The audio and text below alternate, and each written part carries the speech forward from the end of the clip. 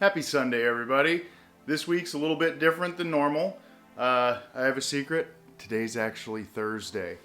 I'm recording ahead of time, which obviously normally happens. Usually not this far, but usually not, right before Sunday, unless I'm really behind. But the reason for that is this week I'm actually going out to Pennsylvania and going to Retic Fest at Reach Out Reptiles. I'm excited to see Garrett and a bunch of other friends and hopefully meet some new people as well.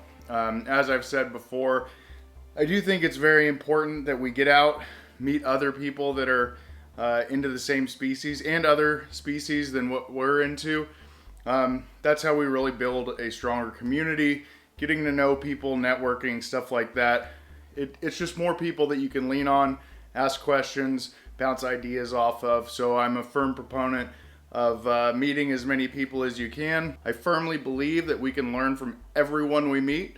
Sometimes that's what not to do, but in most cases it's usually very beneficial. So because of that, I've got to get all of my animals secured, prepared, and well taken care of because I will be gone Friday through Monday. Leaving later Friday, coming back Monday, so they'll get taken care of Friday and again Monday, so it's not that long. It's also another reason that for me and my lifestyle, snakes work much better than lizards. They're okay going further without food, obviously, and stuff like that. But because of that, I figured I would show you all what goes into preparing all of my snakes.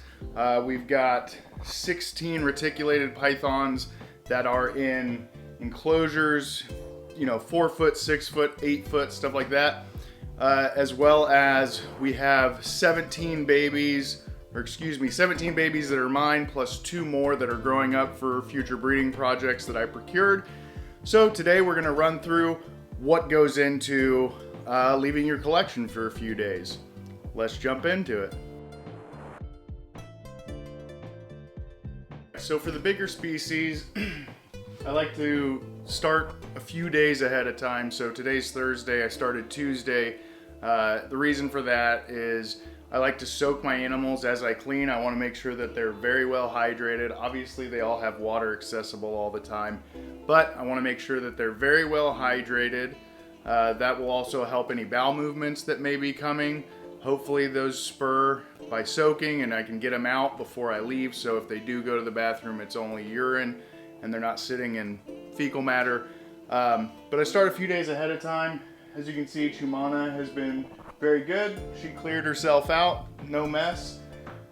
Lovely Juliet here, however, she did, because of all the extra hydration, she went ahead and peed in her enclosure. That's a good thing though. It's a good thing because it happened before I left, so that means I can clean this up before I leave tomorrow morning and know that she's in a nice clean environment while I'm out of the house, at least for a longer period.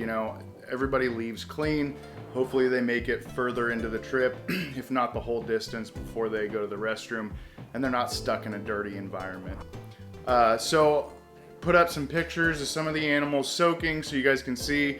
I just use totes. Since I have 16 larger retics, I've got 4 of those totes. I just kind of leapfrog and cycle. So I pull out 3 or 4 animals, let them soak, clean enclosures, they go back, change out water, new animals go in, and the process repeats. So I like to get everybody cleaned up. Hopefully they go to the bathroom in the totes. If not, they go inside the enclosure. That's why I start a few days ahead of time, so that even if they don't go in the tote, there's enough time for them to go to the restroom before I leave, and that way they're not sitting in it quite as long, hopefully. At least that's the goal. So like I said, you can see Juliet's gone. I'll show you guys some others and we'll look at Mila and some of the other enclosures here right now. All right, so this is what we're looking for. Hi Chumana, hi sweetheart. As you can see, she's nice and clean, hasn't made a mess. Her sister, however, has gone pee and made a royal mess, which again is okay. That gives me the opportunity to get her cleaned up. Tinley was nice enough to soil her glass, so she's got some cleanup. Solaire's got some cleanup. But you guys kind of get the idea.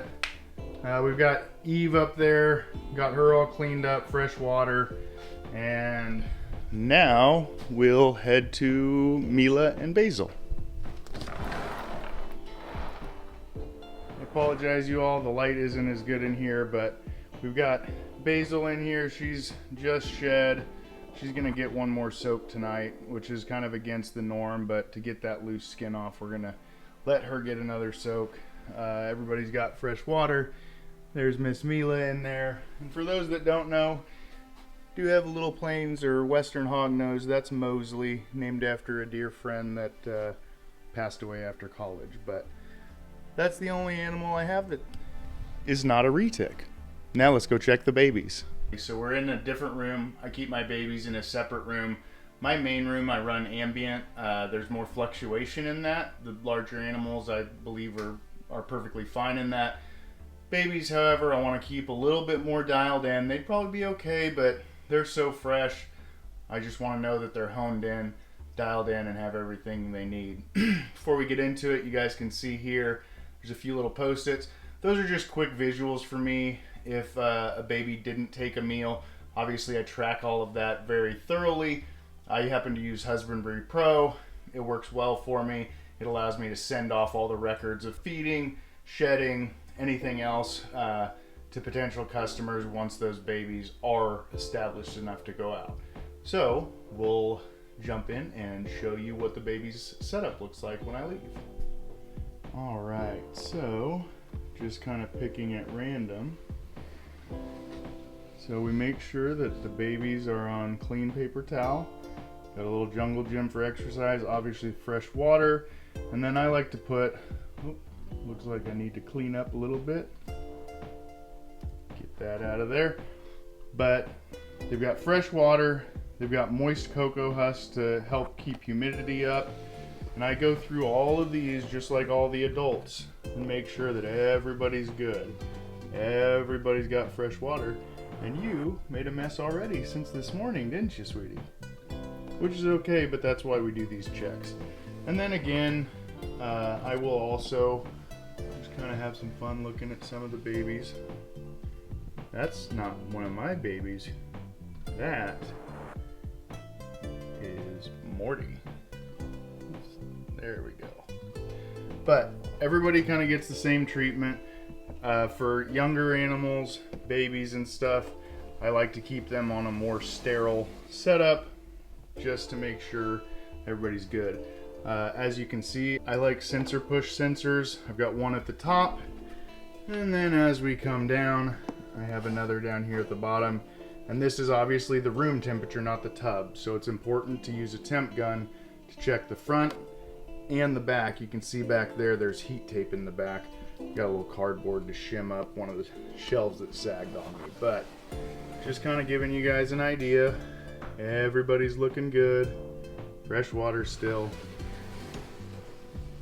And for those that are interested, this is one of the babies that I know with no question whatsoever, you're gonna live here forever, aren't you? You are just gorgeous. Look at those thick blacks. All right, sorry. I get very excited about the babies, especially the ones I know I get to keep. So I know that was just a quick overview. Obviously, there's a lot of snakes there. They're all set up in the same manner, but it gives you guys kind of an idea, at least of how I set up babies. Everybody is gonna get checked again tomorrow morning before I leave, especially babies. Unfortunately, I don't have anybody that can come check on these while I'm gone, so that's why it's so important. They will get checked literally right before I walk out the door, make sure everybody's good, and then before I do anything, including even taking my suitcase out of the truck, I come and check babies. So it's not ideal that I have to be gone for a few days, but it's frankly, it's part of life, and so I think it's worth sharing. This is at least my approach. If anybody has any suggestions or they do it differently, feel free to share it below. Conversation only helps everybody that's involved. We can all learn from one another. So feel free to put comments, concerns, anything like that. If you do stuff different, I'd love to hear about it. But that is how the babies are set up. And again, I think ultimately the most important thing is that we remember to plan ahead, make sure everybody is well hydrated. I try and plan feeding differently, or plan it around the trips, excuse me. So all the babies ate on Monday, which means they'll be ready to eat when I get back on Monday. I tried to plan it in that manner, and so a little bit of preparation can make these kind of trips much more enjoyable and less stressful, for me at least. I hate being away worrying about what's going on with my animals. It's a big reason I'm a big fan of sensor push. I believe that they're the most accurate that I've ever used, and I can check them from anywhere in the world. They'll also notify me if anything gets out of the parameters, in which case I can ask a favor of my lovely wife to come, check a thermostat, something like that, where she doesn't have to work with the animals, but can at least check on something, verify, is the sensor correct, is the sensor off, stuff like that. So that's what happens with the babies. Appreciate you guys sticking around, hanging out with me on Sunday as always. For those that are just now seeing this, hopefully we got to see each other at Retic Fest, and maybe I've already met you, and I'm really looking forward to staying in touch with anybody that I did meet. So thank you again. I know this was a quick video, but I do think it's important. The saying, an ounce of preparation is worth a pound of reaction, or whatever the case may be.